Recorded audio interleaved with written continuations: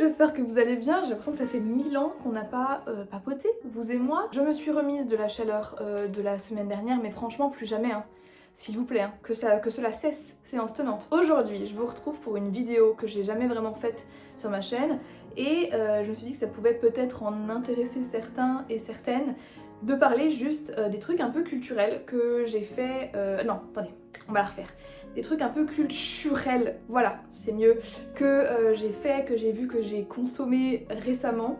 Et en fait, au lieu d'incorporer ça dans un vlog ou dans un bilan lecture, je me suis dit je vais en faire une vidéo spéciale où je vais juste vous parler des différentes choses que j'ai découvertes, voilà, et qui pourraient potentiellement vous intéresser. Alors on va commencer avec la catégorie jeux, et je crois que j'en ai un petit peu parlé, surtout dans des vlogs, mais j'adore les jeux de société. Je suis une grande fan de ça. J'adore les escape games et consorts, et en fait sur Insta j'ai découvert la petite entreprise Homescape Home, qui est en fait une boîte française qui crée justement des jeux d'escape game à faire à la maison. Alors vous en avez en format digital et vous en avez en format papier. Je vous ai pris quelques photos de quand je l'ai fait. Et franchement on s'est bien amusé. Moi j'avais celui de l'île au trésor, c'était un truc de pirate. En voyant leur pub sur Insta, je me suis dit que j'avais trop envie d'essayer et qu'en plus vu que c'était quelque chose de français, bah, c'était cool en fait de pouvoir leur faire un peu de pub et juste de promouvoir ça un peu plus.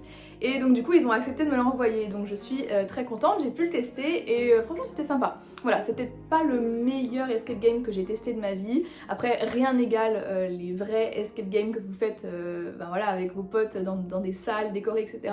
Mais franchement ça nous a fait passer un bon petit moment. En plus on avait mis vraiment une ambiance pirate avec de la musique pirate derrière et tout, et on a réussi. Alors je ne dirais pas en combien de temps parce que la honte a ses limites. Et donc si vous aussi vous aimez les escape games, sachez qu'ils ont beaucoup de thèmes, qu'ils ont d'ailleurs un escape game qui a l'air super sympa, qui reprend un petit peu les codes de ça de Stephen King, avec la disparition d'un jeune enfant et tout.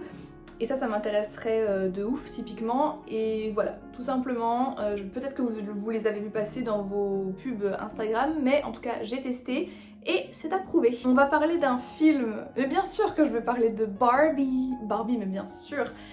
Oui, j'ai été le voir au ciné. J'étais avec deux copines. Je pense que toutes les trois, on s'attendait pas à grand chose. Moi, j'étais un petit peu réticente à l'idée d'aller voir Barbie, alors que j'ai toujours été une fan de Barbie. Genre, moi, je jouais encore au collège à Barbie, cœur de princesse, s'il vous plaît. On a passé un trop bon moment, on a rigolé. Moi, j'ai pleuré, bien sûr, j'ai chialax. Les musiques sont vraiment sympas, même les chorés, franchement, sont bien travaillés. Donc je vous apprends rien en fait, hein. Je pense que vous avez entendu parler de ce film. Tout ça pour vous dire que moi j'ai passé un excellent moment, que les amis qui étaient avec moi ont aussi beaucoup apprécié. Et je sais pas, enfin moi en tout cas j'ai senti que ça nous avait un petit peu... ça avait créé encore quelque chose entre nous, parce que ce film c'est vraiment sur la sororité, l'expérience des personnes qui sont vues comme femmes en fait dans la société. Et donc automatiquement il y a des choses qui rapprochent, il y a des choses qui font rire, il y a des choses qui attristent. Et moi j'ai beaucoup aimé ce film. Ça m'a fait beaucoup de bien en fait de le voir. Et du coup je vous le conseille parce que vraiment il vaut le coup. On passe maintenant aux séries. Alors déjà il faut sachez que...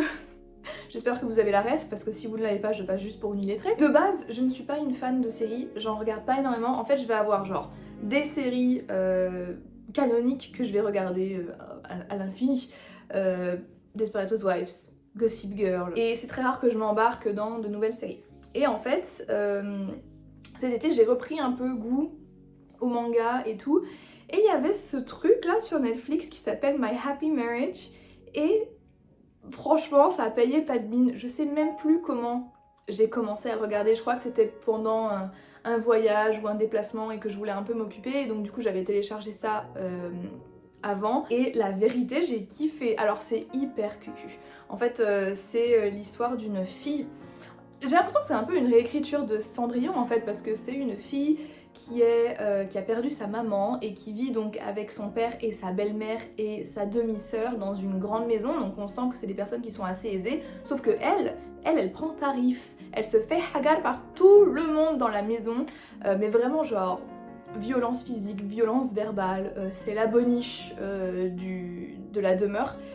Et il y a un jour où ils vont réussir à s'en débarrasser et à la fiancer à un homme, un plutôt bon parti en fait, un homme assez puissant dans la ville. et elle va partir et du coup on va découvrir comment elle va vivre sa vie avec le mec. D'ailleurs c'est insupportable parce qu'elle l'appelle mon fiancé toutes les 2 minutes. Elle le vouvoie, il la tutoie, elle ne vit que pour lui, enfin elle a déjà une estime d'elle-même qui est proche du néant, donc ses interactions avec son mec, enfin son fiancé, sont très perturbantes en fait. Après ça fait partie du folklore de l'histoire.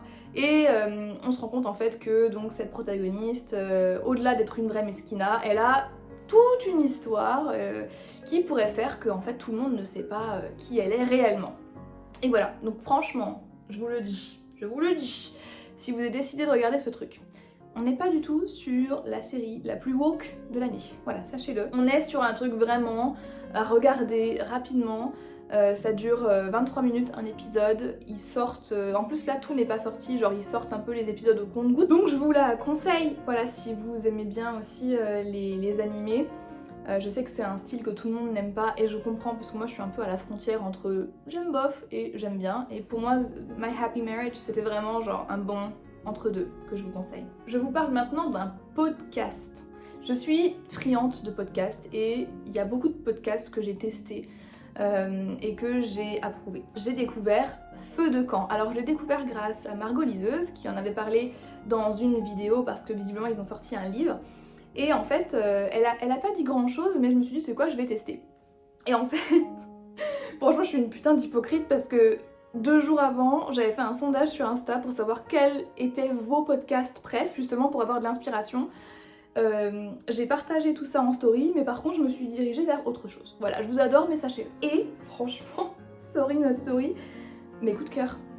Coup de cœur pour ce podcast qui n'est ni plus ni moins que des petites histoires paranormales ou non élucidées qui parlent justement de fantômes, d'esprits, poltergeists et autres joyeusetés. Et c'est super bien raconté, c'est très bien monté aussi parce qu'il y a des effets spéciaux, il y a de la musique, on sent que tout a été bien choisi, c'est bien écrit, et ce sont des petits épisodes qui durent franchement 15 minutes quoi, 15-20 minutes, donc c'est vraiment pour moi le temps, je sais pas moi, le temps d'aller faire mes courses, le temps de faire un trajet. Là du coup avec Feu de camp, vraiment, j'écoute de A à Z, je reste concentrée, c'est simple, ça ne me demande pas énormément d'attention ni de réflexion, et franchement, ouais, comme je vous le dis, gros coup de cœur pour ce podcast, si vous en cherchez un et que vous aimez les trucs un petit peu paranormaux, histoire, légende, tout ça, je vous le conseille, il est vraiment top. Je voulais vous parler de YouTube, or j'ai personne en tête là qui me vient, donc si vous avez quelqu'un dans cette catégorie à me conseiller, une chaîne YouTube, un format YouTube qui vous a plu récemment, n'hésitez pas à partager ça avec moi. Et d'ailleurs, là le bilan culture, je vous en prie, participez, parce que le but c'est aussi d'échanger, mais je vais pas parler de YouTube, je vais parler de la télé. Alors déjà c'est super rare que je regarde la télé, mais il y a quand même un programme de télé que j'adore, et si vous me suivez depuis un petit moment, peut-être que vous savez que tous les ans je vous bassine avec ça, mais désolée, L'amour est dans le pré, je meurs pour cette série. Cette émission me procure une telle joie. Toutes les semaines je regarde, et il y a un moment où, pour vous dire, quand j'étais aux États-Unis, je n'avais pas accès à la plateforme M6 Replay à cause de restrictions, de frontières, etc. Trop chiant.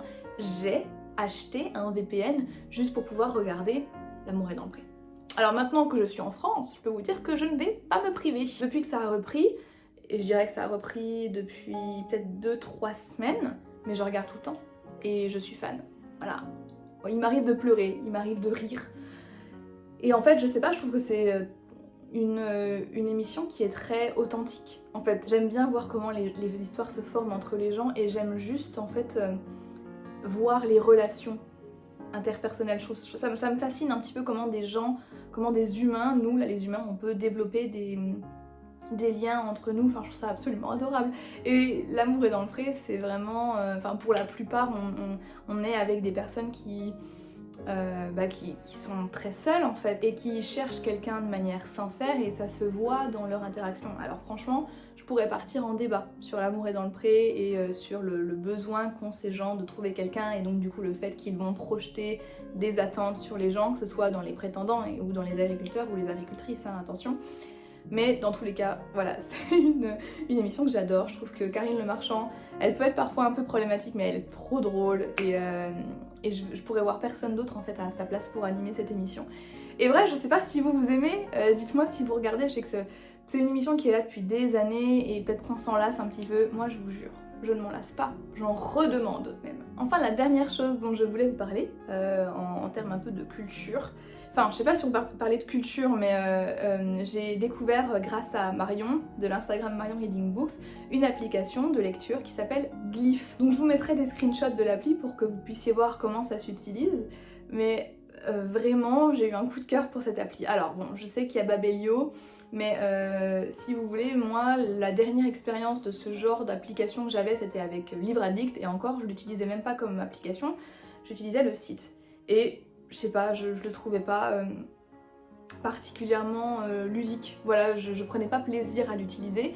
Et quand j'ai découvert Glyph, du coup, je me suis rendu compte que c'était vachement cool, que c'était assez facile à utiliser. Alors je pense qu'il y a plein de features que je n'ai pas encore découvert. Et si ça vous intéresse, je vous mettrai le nom de mon profil ici parce que je crois qu'on peut se faire des amis et suivre des gens pour savoir où est-ce qu'ils en sont dans leur lecture et tout. Vous pouvez aussi faire des critiques, des commentaires sur les livres que vous lisez. Et depuis, c'est vraiment une application que j'utilise pour catégoriser mes livres. Moi qui suis un peu une contrôle freak et qui a besoin de tout répertorier, je vous avoue que ça c'est plutôt satisfaisant. Celle-là je vous la conseille, elle a été testée, approuvée et j'espère que vous aimerez l'utiliser autant que moi. Et c'est avec ça que je termine ma vidéo culture. J'espère que ça vous a plu, voilà. Je sais pas du tout si c'est une vidéo que vous voulez que je fasse plus souvent ou de manière régulière sur ma chaîne, j'adorerais. Surtout que vu que là je suis en France, il y a pas mal de choses culturelles que je vais faire. Je vois déjà que j'achète plus de livres, que je consomme plus de culture de manière générale, donc ça me ferait très plaisir de partager tout ça avec vous. Moi sur ce, je vous encourage vraiment à me partager votre bilan culture de ces dernières semaines dans les commentaires, je serais trop contente de voir ça. Et je vous remercie d'avoir regardé cette vidéo jusqu'à la fin et je vous dis à très bientôt dans une prochaine vidéo. Bye bye.